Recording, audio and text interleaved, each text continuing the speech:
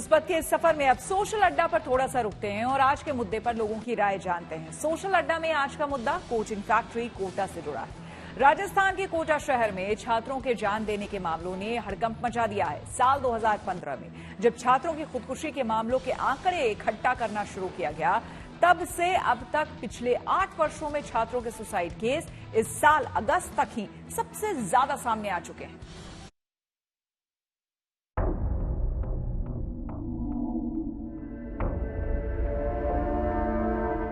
Doctor और engineer बनाने की फैक्ट्री कहे जाने वाले कोटा में पढ़ने वाले लाखों छात्र जिस भयानक दबाव और तनाव को झेलते हैं, उससे उनकी जान पर बनाती है।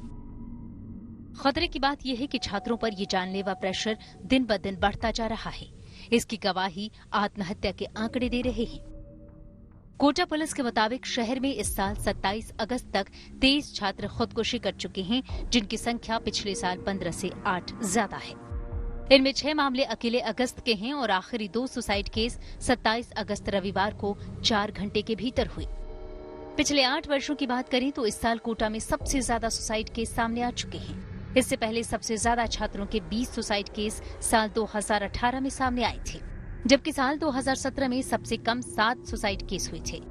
जबकि साल 2020 और 2021 में कोविड महामारी की वजह से कोटा में एक भी छात्र की खुदकुशी का मामला नहीं हुआ था।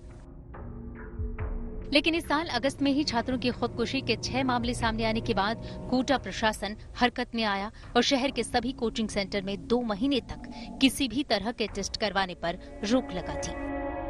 80% बच्चे जो स्टडी कर रहे हैं वो नीट के बच्चे निकले हैं। नीट का सिलेबस काफी ज्यादा है। हमने आज मीटिंग करके स्टेट लेवल कमेटी में भी ये निर्णय लिया है कि एक एक्सपर्ट्स की कमेटी बना के कुछ कोर्स कम करने का, प्रेशर कम करने का डिसीजन लिया जा सकता है। तो कोचिंग स्टेट पढ़ाई के वातावरण को थोड़ा हल्का करें, स्ट्रेस को रिलीज करें। पढ़ाई के दौरान भी प्रतिदिन कम से एक पीरियड ऐसा हो जिसमें फन क्लासेज हो, बच्चों का एंटरटेनमेंट हो, ताकि पढ़ाई का प्रेशर बच्चा इतना ज्यादा नहीं झेल पाए।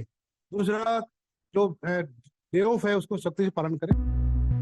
बताया जा रहा है कि कोटा के ताजा मामलों में जिन 2 छात्रों ने जान दी, वे कोचिंग सेंटर में लिए गए रूटीन टेस्ट में कम नंबर पाने की वजह से भारी दबाव में थे।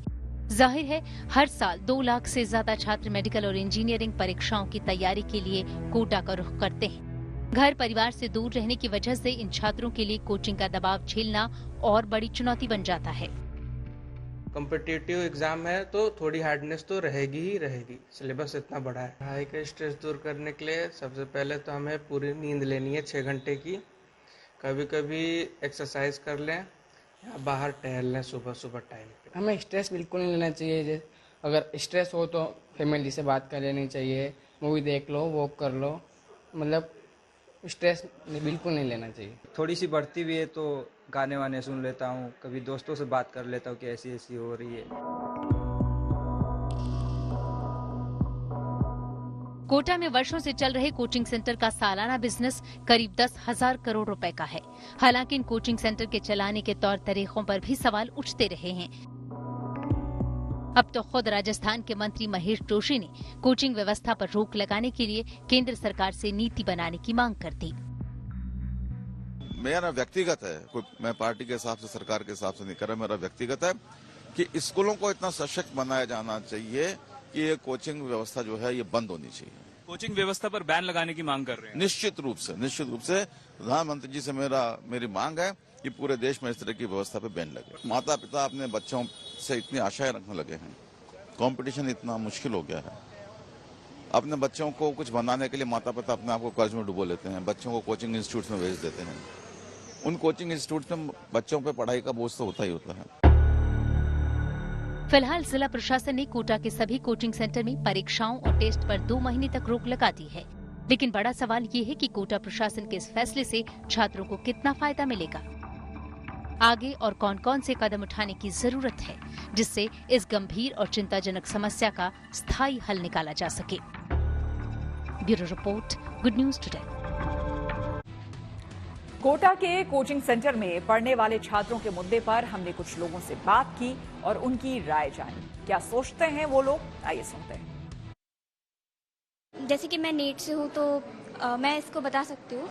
हम लोगों को बहुत ज़्यादा फोर्स होता है क्योंकि कंपटीशन बहुत ज़्यादा है एंड अराउंड 25 लाख स्टूडेंट्स एक बार में बैठते हैं एग्ज़ाम में, तो कंपटीशन वहाँ टफ हो जाता है क्योंकि बहुत ज़्यादा बच्चे होते हैं और सीट्स बहुत कम होती हैं, इसलिए बच्चे प्रेशराइज्ड होते हैं, इसलिए वो डिसीज़न सही नहीं लेते और गलत डिसीज़न ले लेते हैं और अपनी लाइफ का डी एंड कर देते हैं, जो कि सबसे गलत है मेरे हिसाब से। क्योंकि लाइफ में बहुत सारे चांसेस हैं, हम कुछ भी कर सकते हैं, हम बिजनेस अपना कर सकते हैं और भी बहुत से एग्ज़ाम्स है उसको भी हम दे सकते हैं, लेकिन ऐसा करना मेरे हिसाब से बिल्कुल गलत है। ऐसा करना ही नहीं चाहिए क्योंकि उनको अपने पेरेंट्स की सोचना चाहिए और पेरेंट्स की जब तक नहीं सोचेंगे तो आप उनके सपने पूरे करना है, अपने सपने पूरे करना है, तो हमें ये कदम नहीं उठाना चाहिए। इससे अच्छा हमें सॉल्यूशन करना चाहिए उसका, तो ये गलत है मेरे लिए। तो कई लोग घर वाले के प्रेशर से और प्रेशर मिलता है ना इधर उधर से, कोचिंग वगैरह से ज़्यादा स्ट्रेस ले लेते हैं पढ़ने का, तो उसके वजह से भी सुसाइड कर लेते हैं। सिर्फ इसी में लाइफ थोड़ी ना है, लाइफ तो बहुत लंबी है और पीछे भी तो घर वाले भी तो हैं, ऐसा थोड़ी ना है कि सिर्फ यही है। मम्मी पापा भी बोलते नहीं होगा तो कोई बात नहीं है, पर उतना रुपया लगा रहे हैं, उतना ये सब, तो कोटा में रहना भी आसान नहीं है, बहुत ज़्यादा रुपया लगता है, तो फिर यहाँ है तो अब थोड़ा कोशिश करें कि हो जाए। तो पर कई लोग जो बच्चे सुसाइड कर लेते हैं प्रेशर में आके, वो नहीं करना चाहिए। हाँ, वो नहीं करना चाहिए, उतना प्रेशर क्या लेना, कोशिश करो, हो रहा है तो ठीक है, अगर नहीं हुआ तो फिर बहुत सारा, जिंदगी भी बहुत लंबी है तो बहुत कुछ और कर सकते हैं। हमको ही नहीं, भगवान सबको हिम्मत दे, क्योंकि सुसाइड करना, समझ रहे हैं, आपकी जिंदगी सिर्फ आपसे नहीं जुड़ी होती है, आपकी फैमिली से जुड़ी होती है। आप मर जाओगे, ठीक है, नीट नहीं हुआ, हम 10,000 की भी सैलरी कमाएंगे तो अपने माँ बाप को बस खुश रखेंगे उसी चीज में। जो बच्चे बाहर से आते हैं वो कोटा जंक्शन पे आने के बाद ही उनको पता चलता है प्रेशर क्या होता है। वो आप कोटा में रह के, हॉस्टल में रह के आपको पता चलता है कि प्रेशर आखिर में होता क्या है।